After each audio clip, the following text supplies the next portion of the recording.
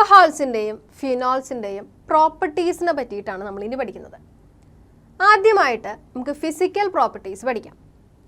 അപ്പോൾ ആൽക്കഹോൾസിൻ്റെയും ഫിനോൾസിൻ്റെയും physical properties പഠിക്കുമ്പോൾ നമ്മൾ അറിഞ്ഞിരിക്കേണ്ട ഒരു കാര്യം, the alcohols and phenols generally consist of 2 parts.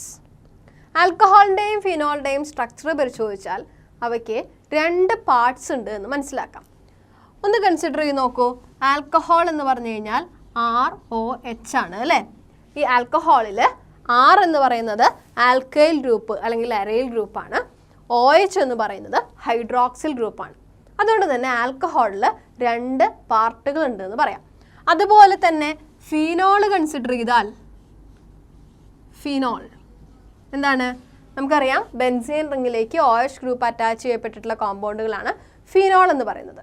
ഇവിടെയും it can have an aryl part and also a hydroxyl part. ഇങ്ങനെ 2 പാർട്ടുകളുള്ള കോമ്പൗണ്ടുകളാണ് ആൽക്കഹോളുകളും ഫിനോളുകളും. ഇതിൽ ഹൈഡ്രോക്സിൽ ഗ്രൂപ്പാണ് അല്ലെങ്കിൽ OH ഗ്രൂപ്പാണ് ഇത്തരത്തിലുള്ള ആൽക്കഹോളിൻ്റെയും ഫിനോളിൻ്റെയും പ്രോപ്പർട്ടീസിനെ മെയിനായിട്ടും ബാധിക്കുന്നത്. അല്ലെങ്കിൽ ഒരു ആൽക്കഹോളിൻ്റെയും ഫിനോളിൻ്റെയും properties is generally due to the presence of hydroxyl group or OH group. ഇതിനോടനുബന്ധിച്ച് നിൽക്കുന്ന ഈ ആൽക്കൈൽ പാർട്ട് അല്ലെങ്കിൽ അരൈൽ പാർട്ട് ഹൈഡ്രോക്സിൽ ഗ്രൂപ്പിൻ്റെ ആ പ്രോപ്പർട്ടീസിനെ ഒന്ന് എൻഹാൻസ് ചെയ്യുക മാത്രമേ ചെയ്യുന്നുള്ളൂ. അതിനാൽ ഇത്തരത്തിലുള്ള ആൽക്കഹോളുകളുടെയും ഫിനോളിൻ്റെയും പ്രോപ്പർട്ടീസിൽ ഹൈഡ്രോക്സിൽ ഗ്രൂപ്പിന് പ്രധാന പങ്ക് തന്നെ വഹിക്കുന്നുണ്ടെന്ന് നമുക്ക് മനസ്സിലാക്കാനായിട്ട് സാധിക്കും. അങ്ങനെയാണെങ്കിൽ ഇങ്ങനെയുള്ള ആൽക്കഹോൾസിൻ്റെയും ഫിനോൾസിൻ്റെയും ചില ഫിസിക്കൽ പ്രോപ്പർട്ടീസ് നമുക്കൊന്ന് പഠിക്കാം. ആൽക്കഹോൾസിൻ്റെയും ഫിനോൾസിൻ്റെയും ഫിസിക്കൽ സ്റ്റേറ്റ് എങ്ങനെയാണെന്ന് നോക്കാം. എന്താണ് ഫിസിക്കൽ സ്റ്റേറ്റ്? ആൽക്കഹോളുകളും ഫിനോളുകളും നമ്മൾ കാണുമ്പോൾ എങ്ങനെയാണ്, അതിൻ്റെ സ്മെല്ല് എങ്ങനെയാണ്, അങ്ങനെയുള്ള കാര്യങ്ങളാണ് നമ്മൾ ഫിസിക്കൽ സ്റ്റേറ്റിൽ ഉൾക്കൊള്ളിച്ചുകൊണ്ട് പഠിക്കുന്നത്. ഇവിടെ at room temperature lower alcohols are colourless with distinct smell and burning taste. Lower members, carbon atoms വളരെ കുറവായിട്ടുള്ള ലോവർ മെമ്പേഴ്സ് എല്ലാം തന്നെ ലിക്വിഡ് സ്റ്റേറ്റിലാണ് കാണപ്പെടുന്നത്. ലിക്വിഡ് സ്റ്റേറ്റിലാണെന്ന് മാത്രമല്ല അവ കളർലെസ് ലിക്വിഡാണ്. മാത്രവുമല്ല ഇവയെ നമുക്ക് അവയുടെ ഡിസ്റ്റിങ്ക്റ്റ് ആയിട്ടുള്ള സ്മെല്ല് കൊണ്ട് തിരിച്ചറിയാനായിട്ട് സാധിക്കും. മാത്രവുമല്ല ഇത് ടേസ്റ്റ് ചെയ്ത് നോക്കുകയാണെങ്കിൽ ഇതിന് ബേണിംഗ് ടേസ്റ്റാണ് ഉള്ളത്. അപ്പോൾ ഇങ്ങനെ നമുക്ക് ലോവർ മെമ്പേഴ്സിനെ ഐഡൻറ്റിഫൈ ചെയ്യാനായിട്ട് സാധിക്കും. എന്നാൽ ഹയർ മെമ്പേഴ്സിലേക്ക് എത്തുമ്പോൾ ഹയർ മെമ്പേഴ്സ് കളർലെസ് ആണ്, ഓർഡർലെസ് ആണ്. മാത്രവുമല്ല ഇവ വാക്സി സോളിഡ്സ് ആയിട്ടാണ് കാണപ്പെടുന്നത്. ലോവർ മെമ്പേഴ്സ് ലിക്വിഡ് ആണെങ്കിൽ ഹയർ മെമ്പേഴ്സ് വാക്സി സോളിഡ് രൂപത്തിലാണ് കാണപ്പെടുന്നത്. ഇനി ഫിനോളുകളെ പറ്റി പറയുമ്പോൾ ഫിനോള് അതിൻ്റെ ഏറ്റവും പ്യുവറസ്റ്റ് ഫോമിലിരിക്കുമ്പോൾ കളർലെസ് ലിക്വിഡോ അല്ലെങ്കിൽ കളർലെസ് സോളിഡോ ആയിട്ടാണ് കാണപ്പെടുന്നത്. എന്നാൽ ഈ ഫിനോൾസിന് എയർ ഓക്സിഡേഷൻ അല്ലെങ്കിൽ അറ്റ്മോസ്ഫിയറിക് ഓക്സിഡേഷൻ നടക്കുക വഴി ചെറിയ രീതിയിലുള്ള റെഡിഷ് ബ്രൗൺ കളറിലേക്ക് മാറാനുള്ള സാധ്യതയുണ്ട്. നമ്മൾ ലാബുകളിലുള്ള ഫിനോളിൻ്റെ ബോട്ടിലും ശ്രദ്ധിച്ചാൽ അറിയാം, പുതിയ ബോട്ടിൽ എടുക്കുമ്പോൾ ഫിനോള് കളർലെസ് ആയിട്ടാണ് കാണപ്പെടുന്നത്. അത് ലിക്വിഡ് രൂപത്തിലാവാം, ചിലപ്പോഴൊക്കെ അത് കട്ട പിടിച്ചിരിക്കുന്നതായിട്ട് കാണാം. കട്ട പിടിച്ചിരിക്കുന്ന ഫിനോളിനെ ലിക്വിഡാക്കി മാറ്റുന്നതിന് വാട്ടർ ബാത്തിൽ വെച്ചിട്ട് ഒന്ന് ഹീറ്റ് ചെയ്ത് കൊടുത്താൽ മതി, അത് ലിക്വിഡ് രൂപത്തിലേക്കായി മാറിക്കോളും. എന്നാൽ കുറച്ച് നാൾ ഉപയോഗിച്ചിട്ടുള്ള ഫിനോളിൻ്റെ ബോട്ടിലൊന്ന് നോക്കൂ. നമ്മൾ കുറച്ച് യൂസ് ചെയ്തിട്ടുള്ള ഫിനോളിൻ്റെ ബോട്ടിൽ അതിൽ ഫിനോളിന് ചെറിയ രീതിയിലുള്ള ഒരു കളർ ചേഞ്ച് കാണാം. എന്താണ് ആ കളർ ചേഞ്ചിന് കാരണം? ഫിനോള് അറ്റ്മോസ്ഫിയറിക് ഓക്സിഡേഷൻ സംഭവിച്ചുകൊണ്ടാണ് അത് റെഡിഷ് ബ്രൗൺ കളറായിട്ട് മാറുന്നത്. അപ്പോൾ ഫിസിക്കൽ സ്റ്റേറ്റിനെ പറ്റി ഒരു ധാരണ കിട്ടിയെന്ന് തന്നെ വിചാരിക്കുന്നു. അടുത്തതായിട്ട് നമ്മൾ പഠിക്കുന്നത് ബോയിലിംഗ് പോയിന്റ് എന്ന ഫിസിക്കൽ പ്രോപ്പർട്ടിയാണ്. നമുക്കറിയാം എന്താണ് ബോയിലിംഗ് പോയിന്റ്. ഒരു കോമ്പൗണ്ട് ബോയിൽ ചെയ്യാനായിട്ട് തുടങ്ങുന്ന ടെമ്പറേച്ചറിനെയാണ് നമ്മൾ ബോയിലിംഗ് പോയിന്റ് എന്ന് വിളിക്കുന്നത്. ആൽക്കഹോൾസിൻ്റെയും ഫിനോൾസിൻ്റെയും ബോയിലിംഗ് പോയിന്റിനെ പറ്റി ചിന്തിക്കുമ്പോൾ boiling point of alcohols and phenols increases with increasing in number of carbon atoms. ആൽക്കഹോൾസിൻ്റെയും ഫിനോൾസിൻ്റെയും കാർബൺ ആറ്റം കൂടുന്നതിനനുസരിച്ചിട്ട് ഇവയുടെ ബോയിലിംഗ് പോയിന്റും കൂടുന്നതായിട്ട് കാണാം. എന്താണ് അതിന് പിന്നിലെ കാരണം? കാർബൺ ആറ്റംസ് കൂടുമ്പോൾ നമുക്കറിയാം ഇവ തമ്മിലുള്ള വാണ്ടർവാൾസ് ഫോഴ്സ് ഓഫ് അട്രാക്ഷൻ കൂടുന്നു. ഇങ്ങനെ വാണ്ടർവാൾസ് ഫോഴ്സ് ഓഫ് അട്രാക്ഷൻ കൂടുമ്പോൾ ഇവയുടെ ബോയിലിംഗ് പോയിന്റും കൂടും. അതായത് കൂടുതൽ ടെമ്പറേച്ചർ കൊടുത്താൽ മാത്രമേ ഈ കൂടിയ വാണ്ടർവാൾസ് ഫോഴ്സ് ഓഫ് അട്രാക്ഷനെ ബ്രേക്ക് ചെയ്യാനായിട്ട് സാധിക്കുന്നുള്ളൂ. അപ്പോൾ നിങ്ങൾ പ്രത്യേകം ഓർക്കണം, the boiling point of alcohols and phenols increases with increase in number of carbon atoms. This is due to increase in van der Waals force of attraction. മറ്റൊരു കാര്യം എന്ന് പറയുന്നത്, ഒരേ കാർബൺ ആറ്റംസ് ഉള്ള ആൽക്കഹോൾസിൻ്റെ തന്നെ ഐസോമറിക് ഫോംസ് കൺസിഡർ ചെയ്യുകയാണ് എന്നിരിക്കട്ടെ. അതിൽ ബ്രാഞ്ചിങ് കൂടുന്നതിനനുസരിച്ചിട്ട് ഈ ആൽക്കഹോളുകളുടെ ബോയിലിംഗ് പോയിന്റ് കുറഞ്ഞു വരുന്നതായിട്ട് കാണാം. എന്തുകൊണ്ടാണ് ഇങ്ങനെ ബോയിലിംഗ് പോയിന്റ് കുറഞ്ഞു വരുന്നത്? നമുക്കതിൻ്റെ ഒരു എക്സാമ്പിൾ നോക്കിയാലോ. ഇവിടെ നമുക്ക് ഒരു 5 കാർബൺ ആറ്റംസ് ഉള്ള ഒരു ആൽക്കഹോളാണ് കൺസിഡർ ചെയ്തിരിക്കുന്നത്. അതുപോലെ തന്നെ ഈ 5 കാർബൺ ആറ്റംസിനെ നമുക്ക് ബ്രാഞ്ചിങ് ആയിട്ടും റെപ്രസെൻറ്റ് ചെയ്യാം അല്ലേ? ഇങ്ങനെ റെപ്രസെൻറ്റ് ചെയ്യാം.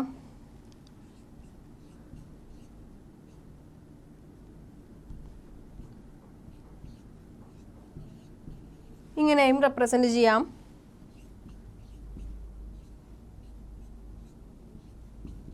ഇങ്ങനെ പലതരത്തിൽ ബ്രാഞ്ചിങ് രൂപത്തിൽ നമുക്ക് ഇവയെ റെപ്രസെൻറ്റ് ചെയ്യാം.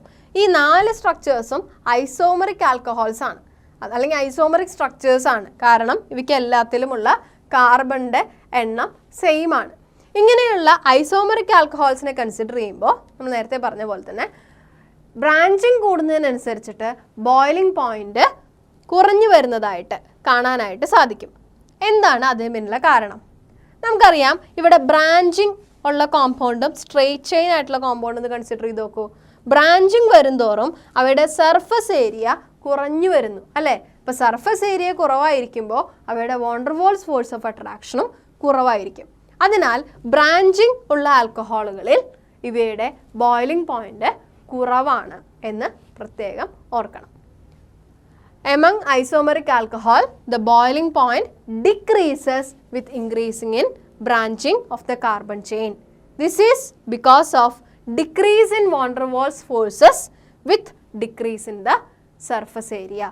Surface area കുറയുന്നതിനനുസരിച്ചിട്ട് van der Waals force of attraction കുറയുന്നതിനാലാണ് ആൽക്കഹോൾസ് കൂടുതൽ ബ്രാഞ്ചിങ് വരുമ്പോൾ അവയുടെ ബോയിലിംഗ് പോയിന്റ് കുറഞ്ഞു വരുന്നതായിട്ട് കാണുന്നത്. ആൽക്കഹോൾസിലും ഫീനോൾസിലുമുള്ള ഹൈഡ്രോക്സിൽ ഗ്രൂപ്പ് അവയുടെ പ്രോപ്പർട്ടീസ് ഡിറ്റർമിൻ ചെയ്യുന്നതിൽ പ്രധാനപ്പെട്ടൊരു പങ്ക് വഹിക്കുന്നുണ്ട് നമ്മൾ കണ്ടു കഴിഞ്ഞു. എങ്ങനെയാണ് OH ഗ്രൂപ്പ് ബോയിലിംഗ് പോയിന്റ് എന്ന ഫിസിക്കൽ പ്രോപ്പർട്ടിയുമായിട്ട് റിലേറ്റ് ചെയ്തിരിക്കുന്നതെന്ന് നോക്കാം. The OH group in alcohols and phenols are involved in intermolecular hydrogen bonding. So, they can exist as associated molecules. അതുകൊണ്ട് തന്നെ they are having higher boiling points. ആൽക്കഹോൾസിൻ്റെയും ഫിനോൾസിനെയും നമ്മൾ ഒന്നും കൂടെ കാര്യമായിട്ട് ശ്രദ്ധിച്ചു കഴിഞ്ഞാൽ ആൽക്കഹോൾ മോളിക്യൂൾസിലും ഫിനോൾ മോളിക്യൂൾസിലും എന്തുണ്ട്? OH ഗ്രൂപ്പുകളുണ്ട്, അല്ലെങ്കിൽ ഹൈഡ്രോക്സിൽ ഗ്രൂപ്പുകളുണ്ട്. ഈ ഹൈഡ്രോക്സിൽ ഗ്രൂപ്പ് ഉള്ളത് കൊണ്ട് തന്നെ ഇവയ്ക്ക് തൊട്ടടുത്തുള്ള ആൽക്കഹോൾ ഫിനോൾ മോളിക്യൂൾസുമായിട്ട് ഒരു ഇന്റർമോളിക്കുലാർ ഹൈഡ്രജൻ ബോണ്ടിങ് ഫോം ചെയ്യാനുള്ള കപ്പാസിറ്റി ഉണ്ട്. ഇങ്ങനെ ഇന്റർമോളിക്കുലാർ ഹൈഡ്രജൻ ബോണ്ടിങ് എങ്ങനെയാണ് ഫോം ചെയ്യുന്നതെന്ന് നോക്കൂ. ഇവിടെ നമുക്ക് കാണാം ഒരു ആൽക്കഹോൾ, അതായത് ROH എന്ന് പറയുന്ന ആൽക്കഹോള് 4 മോളിക്യൂൾ ഉണ്ട് അല്ലേ? ഈ മോളിക്യൂൾസ് തമ്മിൽ ബൈൻഡ് ചെയ്യുന്ന ഒരു അട്രാക്ഷനാണ് ഇന്റർമോളിക്കുലാർ ഹൈഡ്രജൻ ബോണ്ടിങ്. അതായത് ROH എന്ന ആൽക്കഹോളിലെ ഇലക്ട്രോനെഗറ്റീവായിട്ടുള്ള δ- ചാർജുള്ള ഓക്സിജൻ തൊട്ടടുത്ത ആൽക്കഹോളിലെ H+ ചാർജുള്ള δ+ ചാർജുള്ള ഹൈഡ്രജനുമായിട്ടൊരു ബോണ്ട് ഫോം ചെയ്യുന്നു. ഈ ബോണ്ടിനെയാണ് ഹൈഡ്രജൻ ബോണ്ടിങ് എന്ന് വിളിക്കുന്നത്. ഈ ഒരു ബോണ്ടാണ് റെഡ് കളർ ഡോട്ട് കൊണ്ട് റെപ്രസെൻ്റ് ചെയ്തിട്ടുള്ളത്. ഈ ബോണ്ടിങ്, ഈ ഹൈഡ്രജൻ ബോണ്ടിങ് 2 ഡിഫറെൻറ്റ് മോളിക്യൂൾസ് തമ്മിലാണ് ഫോം ചെയ്തിരിക്കുന്നത് അല്ലേ? അതായത് 2 ഡിഫറെൻറ്റ് ആൽക്കഹോൾസിൻ്റെ മോളിക്യൂൾസ് തമ്മിലാണ് ഇത്തരത്തിലുള്ള ഹൈഡ്രജൻ ബോണ്ടിങ് ഫോം ചെയ്തിരിക്കുന്നത്. അതിനാൽ ഇതിനെ ഇന്റർമോളിക്കുലാർ ഹൈഡ്രജൻ ബോണ്ടിങ് എന്ന് വിളിക്കുന്നു. ഇങ്ങനെ ഇന്റർമോളിക്കുലാർ ഹൈഡ്രജൻ ബോണ്ടിങ് ഉള്ളത് കൊണ്ട് തന്നെ ഈ മോളിക്യൂൾസ് അസോസിയേറ്റഡ് മോളിക്യൂൾസ് രൂപത്തിലാണ് കാണപ്പെടുന്നത്. ഒന്നിൽ കൂടുതൽ മോളിക്യൂൾസ് ഒന്നിച്ച് ചേർന്നിരിക്കുന്ന രൂപത്തിലാണ് കാണുന്നത്. അതിനാൽ ഇവയുടെ ബോയിലിംഗ് പോയിന്റ് കൂടുന്നതിന് കാരണമാകുന്നു. ഇതേ അവസ്ഥ തന്നെയാണ് ഫീനോൾസിലും ഉണ്ടാകുന്നത്. ഫീനോൾസിലെ OH ഗ്രൂപ്പ് തൊട്ടടുത്ത ഫീനോൾ മോളിക്യൂളിലെ OH ഗ്രൂപ്പുമായിട്ട് ഇന്റർമോളിക്കുലാർ ഹൈഡ്രജൻ ബോണ്ടിങ് ഫോം ചെയ്യുകയും അതുവഴി ഫിനോൾ മോളിക്യൂൾസ് അസോസിയേറ്റഡ് രൂപത്തിൽ കാണപ്പെടുകയും ചെയ്യുന്നു. അതുകൊണ്ട് ഇവയുടെ ഇന്റർമോളിക്കുലാർ ഫോഴ്സ് ഓഫ് അട്രാക്ഷൻ ഉണ്ടാകുന്നതിനാൽ വാണ്ടർവാൾസ് ഫോഴ്സിന് പുറമേ ഉള്ള ഇൻ്റർമോളിക്കുലർ ഫോഴ്സ് ഓഫ് അട്രാക്ഷൻ ഇവയുടെ ബോയിലിംഗ് പോയിന്റ് കൂടുന്നതിന് സഹായകമാകുന്നു. ആൽക്കഹോൾസിലും ഫീനോൾസിനും ബോയിലിംഗ് പോയിന്റ് കൂടുതലാണ് എന്ന് നമ്മൾ കണ്ടു അല്ലേ? ഇങ്ങനെയുള്ള ആൽക്കഹോൾസിനെയും ഫീനോൾസിനെയും ഹൈഡ്രോ കാർബൺസുമായിട്ടോ ഈതേഴ്സുമായിട്ടോ ഹാലോ ആൽക്കെയിൻസും ഒക്കെ ആയിട്ട് കമ്പയർ ചെയ്യുമ്പോൾ അവയുടെ ബോയിലിംഗ് പോയിന്റ് എങ്ങനെയാണ്? Alcohols and phenols have higher boiling point as compared to hydrocarbons, ethers, haloalkanes or haloarenes, etc. all are having comparable molecular mass. ആൽക്കഹോളിൻ്റെയും ഫീനോളിൻ്റെയും ഏകദേശം അതേ മോളിക്കുലാർ മാസ് ഉള്ള ഹൈഡ്രോകാർബൺസ്, ഈതേഴ്സ്, അതുപോലെ തന്നെ ഹാലോ ആൽക്കെയിൻസ് ഇവയെല്ലാം compare ചെയ്യുമ്പോൾ ഇവയുടെ molecular mass ഏകദേശം same ആണെങ്കിൽ കൂടി ഇവയുടെ ആൽക്കഹോൾസിൻ്റെയും ഫീനോൾസിൻ്റെയും ബോയിലിംഗ് പോയിന്റ് കുറച്ച് കൂടുതലായിട്ട് നമുക്ക് കാണാനായിട്ട് സാധിക്കും. അതിൻ്റെ എക്സാമ്പിളാണ് നമുക്ക് കൺസിഡർ ചെയ്യാം. ഇവിടെ എഥനോൾ എന്ന ഒരു ആൽക്കഹോളാണ് എടുത്തിരിക്കുന്നത്. എഥനോളിൻ്റെ മോളിക്കുലാർ മാസ് 46 ആണ്. എഥനോളിൻ്റെ സ്ട്രക്ചർ നമുക്കറിയാം, CH3CH2OH അല്ലെങ്കിൽ C2H5OH. അടുത്ത ഒരു കോമ്പൗണ്ട് കൺസിഡർ ചെയ്യുന്നത് മെത്തോക്സിമീഥെയിൻ എന്ന കോമ്പൗണ്ടാണ്. മെത്തോക്സിമീഥെയിൻ ഒരു ഈതർ ആണ് അല്ലേ? ROR എന്ന ജനറൽ ഫോർമുലയുള്ള കോമ്പൗണ്ടാണ് മെത്തോക്സിമീഥെയിൻ. മെത്തോക്സിമീഥെയിൻ്റെ മോളിക്കുലാർ മാസും ഏകദേശം 46 തന്നെയാണ്. അടുത്ത കോമ്പൗണ്ട് നമ്മൾ കൺസിഡർ ചെയ്യുന്നത് ഒരു ഹൈഡ്രോ കാർബൺ ആണ്, ദാറ്റ് ഈസ് പ്രൊപ്പെയിൻ. പ്രൊപ്പെയിൻ്റെ മോളിക്കുലാർ മാസ് ഏകദേശം 44 ആണ്. അപ്പം ഇങ്ങനെ ഏകദേശം ഒരേ മോളിക്കുലാർ മാസുള്ള 3 ഡിഫറെൻറ്റ് കോമ്പൗണ്ടുകളെ കൺസിഡർ ചെയ്യുമ്പോൾ അവയുടെ ബോയിലിംഗ് പോയിന്റ് ഒന്ന് ശ്രദ്ധിച്ചു നോക്കൂ. ആൽക്കഹോൾ എഥനോളിൻ്റെ ബോയിലിംഗ് പോയിന്റ് 351 കെൽവിൻ ആണ്. എന്നാൽ മെത്തോക്സിമീഥെയിൻ്റെയോ 248 കെൽവിൻ ആണ്. ഹൈഡ്രോ കാർബണായിട്ടുള്ള പ്രൊപ്പെയിൻ്റേത് 231 കെൽവിൻ ആണ്. ഇതിൽ നിന്ന് നമുക്ക് മനസ്സിലാകുന്ന കാര്യം, ഹൈഡ്രോ കാർബണിനെയും ഈതറിനെയും അപേക്ഷിച്ചുകൊണ്ട് ആൽക്കഹോൾസിൻ്റെ ബോയിലിംഗ് പോയിന്റ് കൂടുതലാണ് അല്ലേ? എന്താണ് ഇങ്ങനെ ആൽക്കഹോളിനും ഫീനോളിനും ഇത്തരത്തിൽ ഹൈഡ്രോ കാർബണിനെയും ഈതേഴ്സിനെയും എല്ലാം കമ്പയർ ചെയ്യുമ്പോൾ മോളിക്കുലാർ മാസ് സെയിം ആണെങ്കിൽ കൂടി ബോയിലിംഗ് പോയിന്റ് കൂടാനുള്ള കാരണം? അതെ, ഇവിടെയും ഈ കാരണം ഇന്റർമോളിക്കുലാർ ഹൈഡ്രജൻ ബോണ്ടിങ് മൂലമാണ്. നമ്മൾ പറഞ്ഞു ആൽക്കഹോൾസിലും ഫീനോൾസിലും ഇന്റർമോളിക്കുലാർ ഹൈഡ്രജൻ ബോണ്ടിങ് പ്രസന്റ് ആണ്. എന്നാൽ ഈതേഴ്സിലും ഹൈഡ്രോ കാർബൺസിലും ഹാലോ ആൽക്കെയിൻസിലും എല്ലാം തന്നെ ഇന്റർമോളിക്കുലാർ ഹൈഡ്രജൻ ബോണ്ടിങ് ഇല്ല. ഇന്റർമോളിക്കുലാർ ഹൈഡ്രജൻ ബോണ്ടിങ് പ്രസന്റ് ആയതുകൊണ്ടാണ് ആൽക്കഹോൾസിൻ്റെയും ഫീനോൾസിൻ്റെയും ബോയിലിംഗ് പോയിന്റ് കൂടി ഇരിക്കുന്നത്. ഇത് വളരെ പ്രധാനപ്പെട്ട ഒരു കാര്യമാണ്. This is mainly due to intermolecular hydrogen bonding which is present in alcohols or phenols and it is absent in ethers, hydrocarbons, haloalkanes, etc. are responsible for the increasing in the boiling point. അപ്പോൾ boiling point എന്ന് പറയുന്ന property പ്രധാനമായിട്ടും hydroxyl ഗ്രൂപ്പുമായിട്ട് വളരെയധികം relate ചെയ്തിരിക്കുന്നുണ്ടെന്ന് പ്രത്യേകം ഓർക്കണം. ഇവിടെ boiling point കൂടുന്നത് van der Waals force of attraction കൂടുന്നത് കൊണ്ടോ അല്ലെങ്കിൽ ഇന്റർമോളിക്കുലാർ ഹൈഡ്രജൻ ബോണ്ടിങ് സാധ്യമാകുന്നതിനാലോ ആണ്. അടുത്ത പ്രോപ്പർട്ടി ആയിട്ട് നമ്മൾ പഠിക്കുന്നത് ആൽക്കഹോൾസിൻ്റെയും ഫീനോൾസിൻ്റെയും സോലിബിലിറ്റിയെ പറ്റിയാണ്. നമ്മൾക്കറിയാവുന്ന ചില ആൽക്കഹോൾസും അതുപോലെ തന്നെ ഫീനോളും എല്ലാം വാട്ടറിൽ സോലിബിൾ ആണ് അല്ലേ? എന്താണ് ഇതിന് പിന്നിലുള്ള കാരണം? Alcohols and phenols are soluble in water and the solubility is due to the ability to form hydrogen bond with water. നമുക്കറിയാം ഏതൊരു സബ്സ്റ്റൻസും വാട്ടറിൽ ഡിസോൾവ് ചെയ്യുമ്പോൾ എന്താണ് അവിടെ നടക്കുന്ന കെമിസ്ട്രി? ഈ സബ്സ്റ്റൻസിലുള്ള ബോണ്ട് ബ്രേക്ക് ചെയ്യുന്നു. അതുപോലെ തന്നെ വാട്ടർ മോളിക്യൂളിൻ്റെ ബോണ്ടും ബ്രേക്ക് ചെയ്യുന്നു.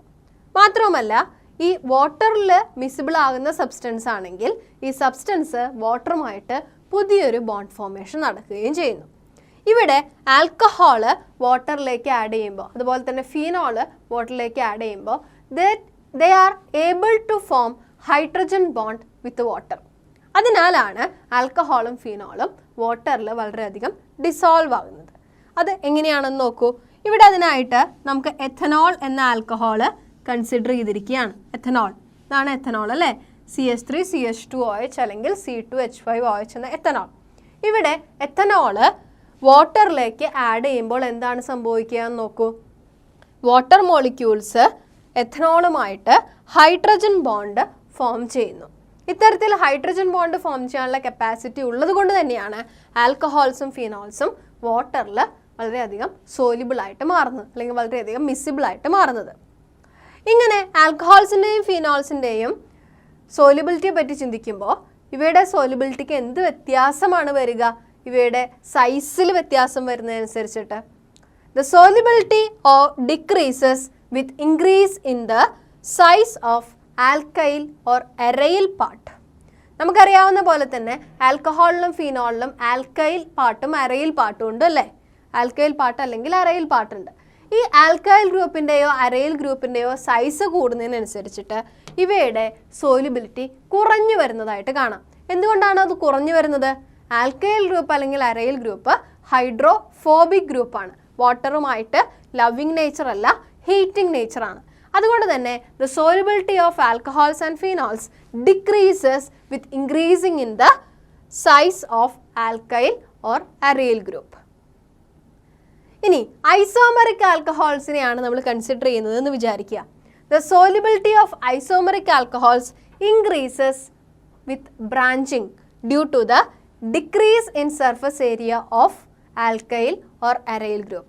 ഐസോമറിക് ആൽക്കഹോളുകളുടെ ഒരേ ആൽക്കഹോളിൻ്റെ തന്നെ പല ഐസോമറിക് ഫോംസ് നമ്മൾ കൺസിഡർ ചെയ്താൽ ഇതിൽ ഏറ്റവും കൂടുതൽ ബ്രാഞ്ചിങ് ഉള്ള ആൽക്കഹോൾ ആയിരിക്കും വാട്ടറിൽ ഏറ്റവും കൂടുതൽ സോലിബിൾ ആകുക. എന്തുകൊണ്ടാണ്? ബ്രാഞ്ചിങ് കൂടുന്നതിനനുസരിച്ചിട്ട് ആൽക്കൈൽ ഗ്രൂപ്പിൻ്റെയോ അല്ലെങ്കിൽ അരയിൽ ഗ്രൂപ്പിൻ്റെയോ സൈസ് കുറഞ്ഞു വരുന്നു. അതായത് ഹൈഡ്രോഫോബിക് പാർട്ടിൻ്റെ സൈസ് കുറഞ്ഞു വരുന്നതിനാൽ ബ്രാഞ്ചിങ് കൂടുമ്പോൾ ഈ ആൽക്കഹോളുകളുടെ സോലിബിലിറ്റിയും കൂടുന്നതായിട്ട് കാണാം. അപ്പോൾ സോലിബിലിറ്റിക്ക് പ്രധാനപ്പെട്ട കാരണം എന്ന് പറയുന്നത് ആൽക്കഹോൾസിൻ്റെയും ഫിനോൾസിൻ്റെയും ഇൻ്റർമോളിക്കുലാർ ഹൈഡ്രജൻ ബോണ്ടിങ് ഫോം ചെയ്യാനുള്ള കപ്പാസിറ്റി തന്നെയാണ്. ഇവിടെ ആൽക്കഹോൾസിൻ്റെയും ഫിനോൾസിൻ്റെയും 3 പ്രധാനപ്പെട്ട ഫിസിക്കൽ പ്രോപ്പർട്ടീസാണ് നമ്മൾ പഠിച്ചത്. Physical state, boiling point, solubility.